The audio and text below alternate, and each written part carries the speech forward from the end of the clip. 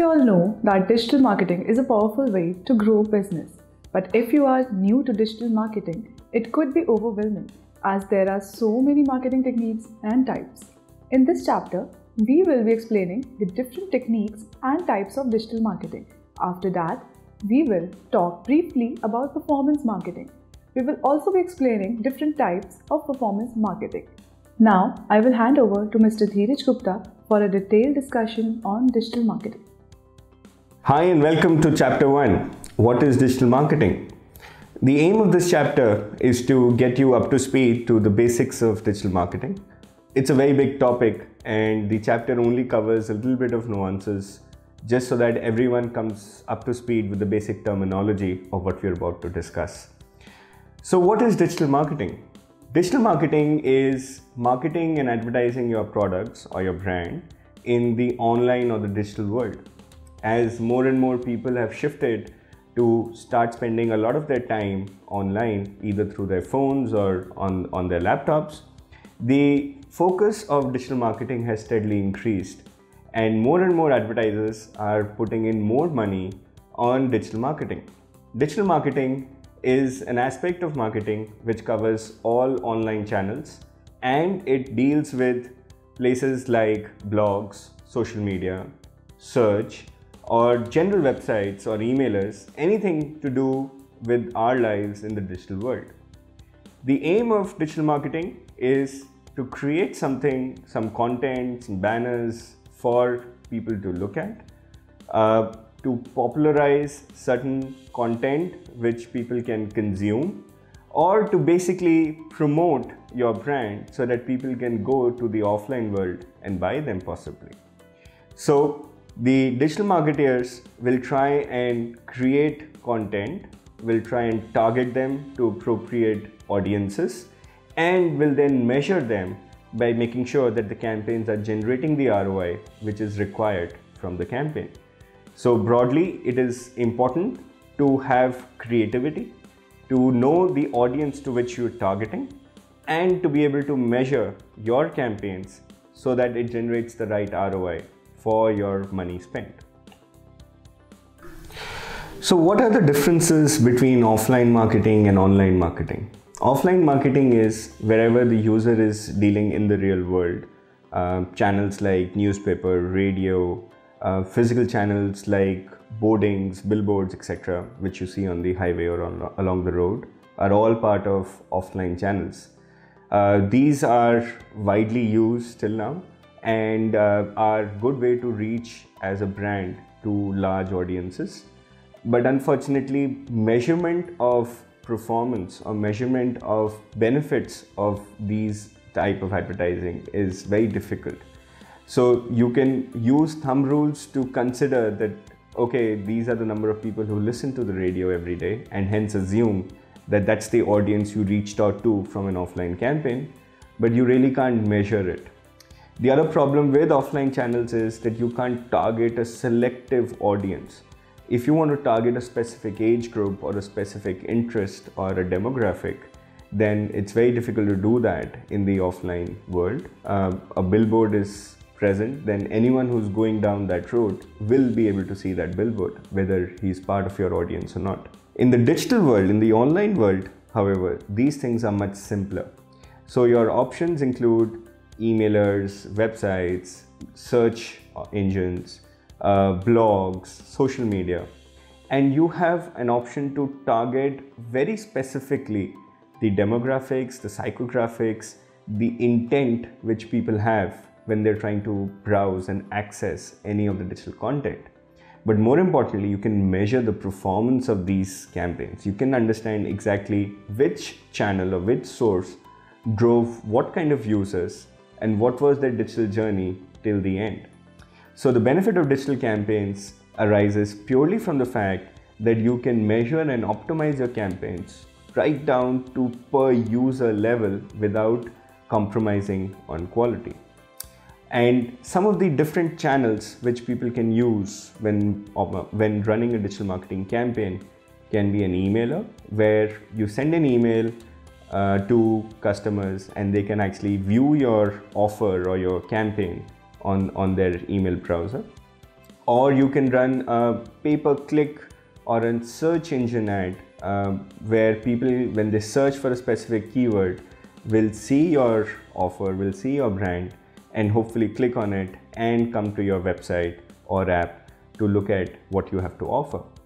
Other options are social media, YouTube, or video campaigns are very popular these days, where you can create content which people can engage with and hopefully connect and reach out to you in the final decision of purchase. So digital marketing has various formats, variants, and each variant will have its own measurement philosophy, will have its own targeted audience, and that's very important to remember when you're running these kind of campaigns. Now let's cover some different types of digital marketing in more details. So the first one we have is email marketing. In email marketing, as the name suggests, you send an email to your customer base informing them of a new offer or a new campaign which you have. And customers, when they open their email inbox, can look at your email, engage with it, hopefully click on it, and come to your website or app and take certain action. These campaigns are very useful in re-engaging with your audience, where they've agreed to share their email ID with you, maybe via filling up a lead form or possibly being a customer with you before.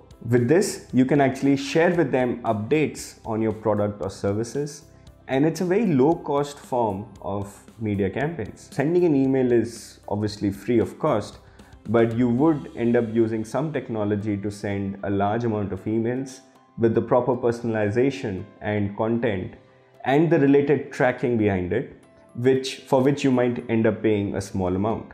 But generally, it's much cheaper to run an email campaign compared to other channels communication, and a lot of brands end up using email campaigns by default for getting users to re-engage with their campaigns. The second form which we want to cover would be content marketing. In content marketing, brands will create content which is useful for their target audience, which is useful for their customer base to engage with. And when they would look at the content, they would remember the brand, they would engage with it, and hopefully drive more transactions and business from it. Content can be a simple video, it can be a newsletter, it can be an article which you want to promote. And the content marketing is one of the largest ways for social media these days. A lot of brands would engage with influencers and create content which is very specific for their audiences, and then try and make them viral using social media marketing. And this also helps in improving some of your organic traffic, because when customers engage with content, they remember your brand, and that would help them in coming back to you again and again, hopefully to make more purchases, and that would end up being the ROI for your content campaigns. The next type of digital marketing which we want to cover is search engine. Search engines have become very popular and are useful for beginning any journey into the online world. As a user, if you want to search for something, you will most likely open up Google, for example, search for what you want, and then go through the different results which come in. Which means that for brands and advertisers, making sure that their website or their articles come right on top of what keywords the customers are searching for is very important. And this is search engine optimization. This is a branch where advertisers will try and optimize their content and will make sure that it ranks high in the search engine results for the keywords which their customers would potentially use.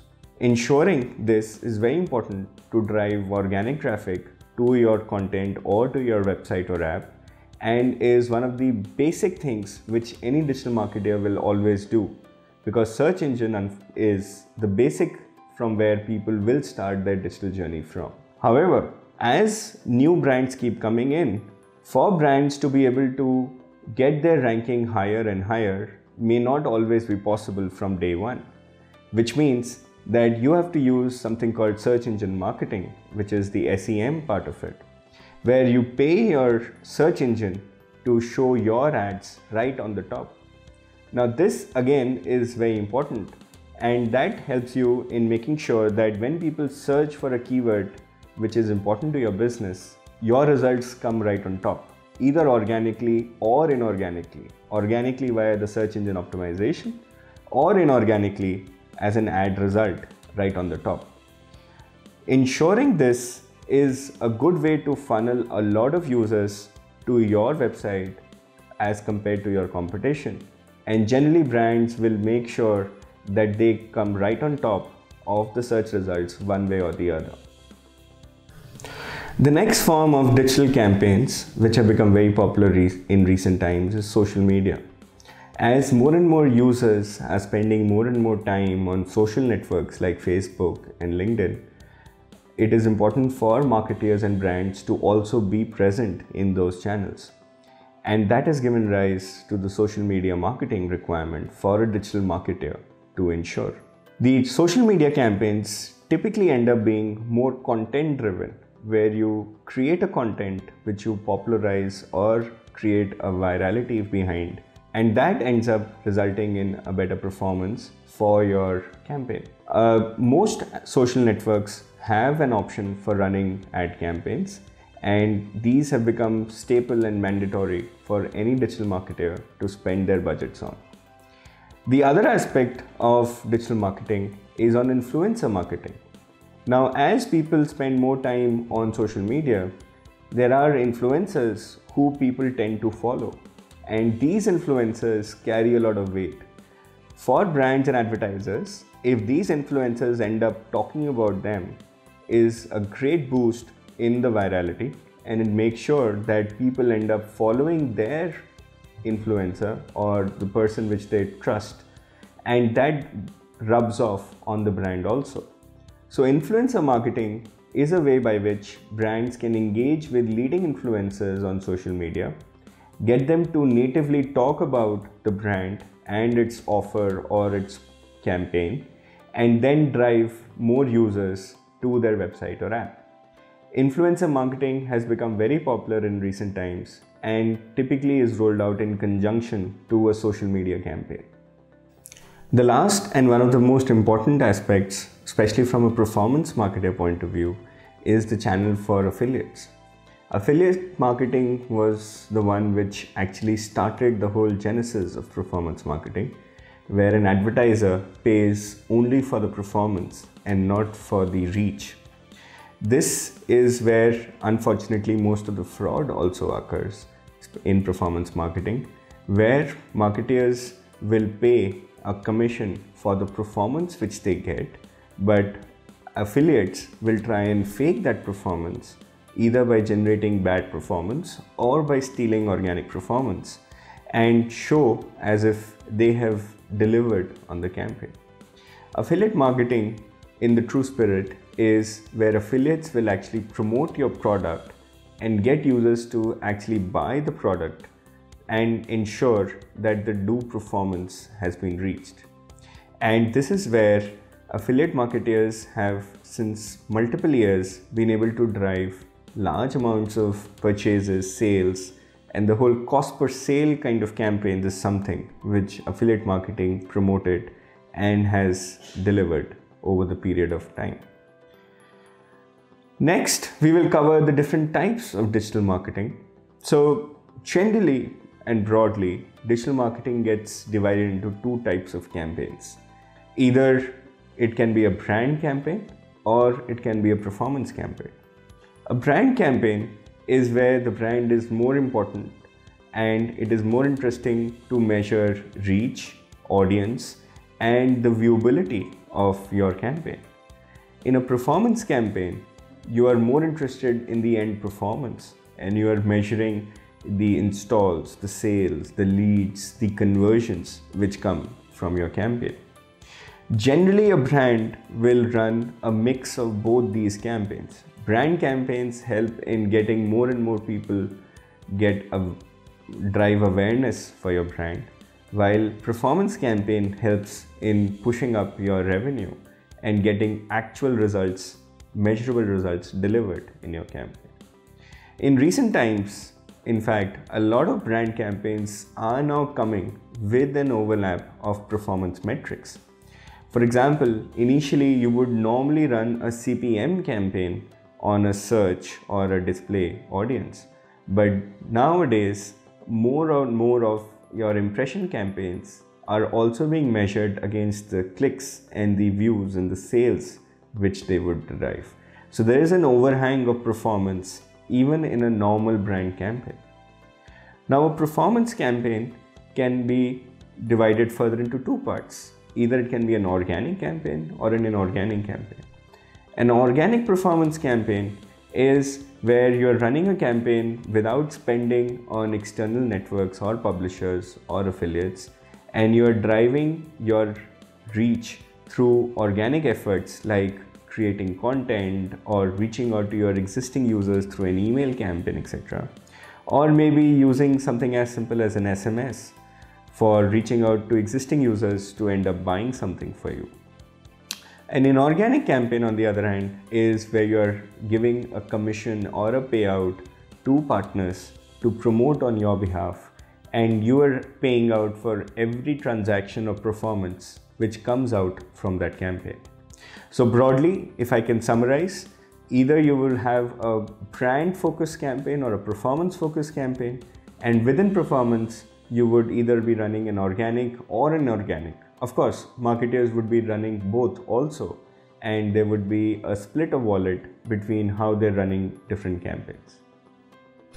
Now let's get into different types of performance campaigns. A performance campaign, as explained earlier, is where you're looking at a performance metric. Now your performance metric can vary and be as per your interest or your product or service. But the critical part is that it should be measurable, and it should be something which you can track for each and every transaction. Otherwise, you would not be able to optimize and plan for payouts. Generally, you can run either an app performance campaign or a web performance campaign. And in an app campaign, either you would be running something like a cost per install, a CPI campaign, or a CPR, a cost per registration, or a CPS, a cost per sale. These are all variants of performance campaigns in app. You might also be possibly running a re-engagement campaign, which could be again linked to a cost per click re-engagement campaign or a cost per sale re-engagement campaign. On the web part, you can start with something as simple as a cost per click, but move to a cost per view, a cost per lead, a cost per sale. These are all variants of the performance marketing in the web. In fact, we call this CPX, where X can be anything apart from an impression. A CPM is something which is very heavy on the brand side. And if your payout is on CPM, then probably you're running a brand campaign rather than a performance campaign. But if anything after CPM is mostly a performance measured campaign. Now let's drill down into some of the more important types, slightly into more details. So the first one is a cost per install campaign. Very widely popular in the field of app marketing, and a lot of marketers use this for paying out for promoting their app. Fairly simple to measure. It's simply the total amount you spend divided by the total installs you got, which is effectively the CAC or the cost you paid for every new install. And typically marketers will set up a payment model and pay partners, publishers for every app install which comes from their source. In an app install campaign, every time when you install the app and you open it for the first time is what gets tracked under CPI. So it's not actually just an install, but also a first open. The other one which is important is a retargeting campaign. A retargeting campaign in app marketing would either be on a cost per click or a cost per sale. Generally, retargeting is done to get users who are otherwise dead for you, who have not engaged with your app for a long time, to come back and hopefully transact with your application. Now, this can be by retargeting users who have taken a certain action and engaging with them to come back to your app, and then tracking its corresponding sale or purchase, in which case you could also set up a payout on a sale model.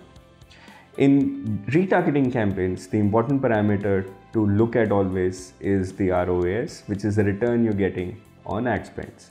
Of course, it is important for all campaigns, but for retargeting campaigns, it becomes especially important because you want to make sure that you are actually getting value for every dollar which you're spending to retarget a user. The campaign type which is very popular on the web part is something called the CPC or the PPC campaign, where the payout is for every click which comes for your advertising. Generally, tools like social media or Google search or Instagram, etc. will all use a CPC payout model where your payout is linked to the clicks which get derived.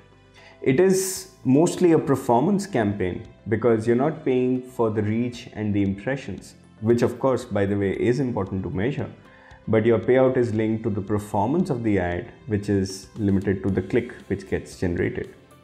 In a PPC campaign, you are basically measuring the number of clicks divided by the total number of impressions, and that ratio is the effective CPC rate which you are paying for the advertising. A corresponding metric which is very important to be aware about is something called the CTR, the click-through rate. The click-through rate is the rate at which people are clicking on your ad for every impression served. Now, CTRs are very important to measure because that will make sure you are optimizing your campaign to get the best value, and that is important to be measured because it also signals the quality of your content, the quality of your targeting, and will ensure that you get more clicks for the same number of impressions possibly, and you get more engaged users if your CTR is kept at the right and optimum level. The other two types which are important for a web campaign is a cost per view and a cost per lead. A lot of advertisers run these kind of campaigns. A cost per view is basically where you're measuring views on your landing pages vis-a-vis the clicks which could be on the publisher's page. So a view is where a user clicked on the ad, came to your landing page and interacted with your website, and that's where the payment model is linked to. So as you can see, it's definitely higher in the performance order from a CPM or a CPC, where the user actually has to visit your digital property for the visit to get counted. And that's why a lot of marketers end up using a cost per visit as a payout metrics. The other one is a cost per lead, which is extremely useful for verticals like healthcare or education or fintech, where the final conversion needs some level of offline interaction. Take for example a credit card.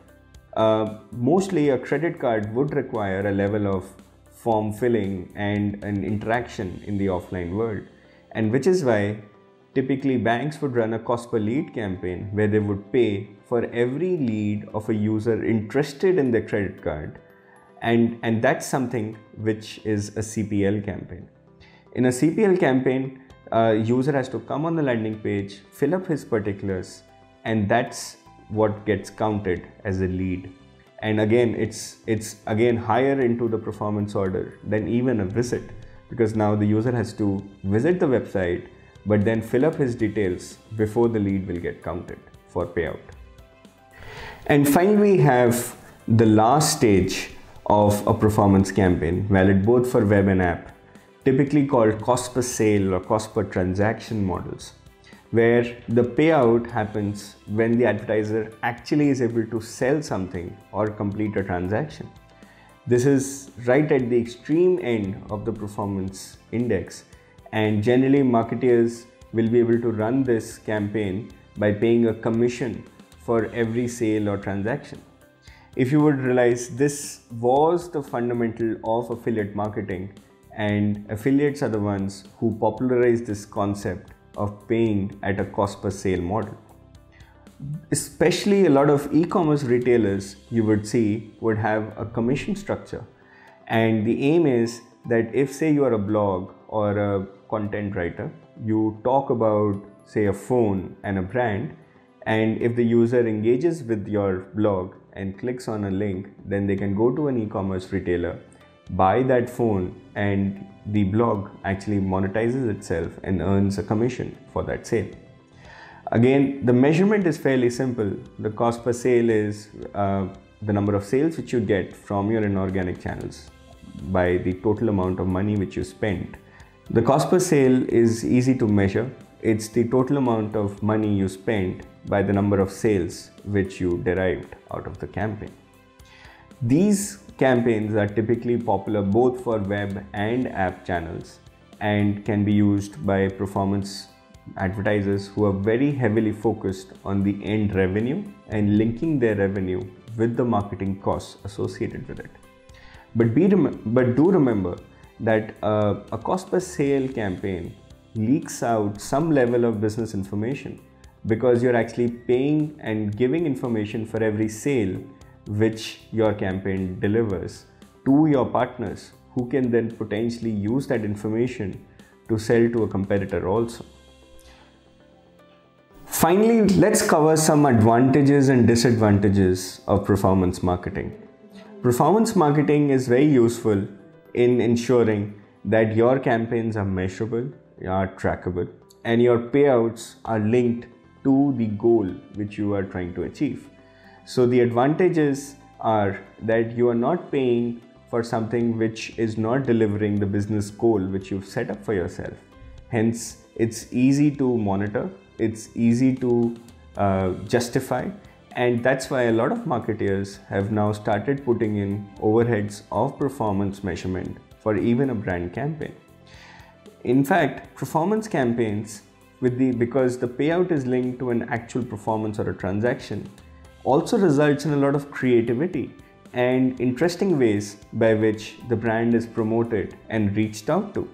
Sometimes that can go against the brand safety of the brand also, but generally a performance campaign will result in more unique placements and more interesting and creative ways by which your partners or yourself would market, because the end goal is to make sure that that transaction actually occurs. But the disadvantages of a performance campaign also exist. Some of them are that running a performance campaign requires a lot of technology. You should be able to measure the complete digital footprint of your campaign. You should be able to measure how the user engages with your content, and you should be able to trigger attributions so that you can decide who gets to get paid for the campaign which you're running. For a lot of brands, this might not simply be possible. Consider an FMCG brand which is having most of its sales from offline kirana stores.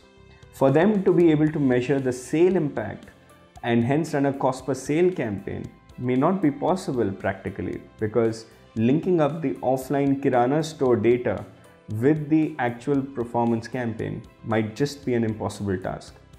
At the same time, a performance campaign also has overheads and requires a lot of data to be tracked and monitored to get the right targeting and segmentation so that your campaign can deliver what it requires.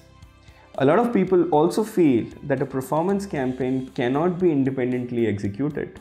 It does need an aspect of brand marketing also, because finally a brand campaign will get users interested in your product, while a performance campaign will push them over the line and get them to start buying from you. So as a summary, I think digital marketing requires both kinds of these campaigns, brand as well as performance. Different marketers will mix them in different ratios and proportion depending on the stage where their brand is and the level of awareness which they have already achieved. A brand which is mostly widespread and is very heavily available and known to customers may be spending less on brand and maybe more on performance because they've already reached out to most of their audiences. While a new brand which has just started its digital journey might need to spend more heavily on brand marketing initially, just so that people get to know about it and its product before it can start jumping and getting into performance marketing. Thank you, and that's the end of chapter 1. I hope it covered the basic nuances of digital marketing and brand performance campaigns. The aim was to obviously squeeze basics of digital marketing into a short capsule so that people can be up to speed for the rest of the chapter.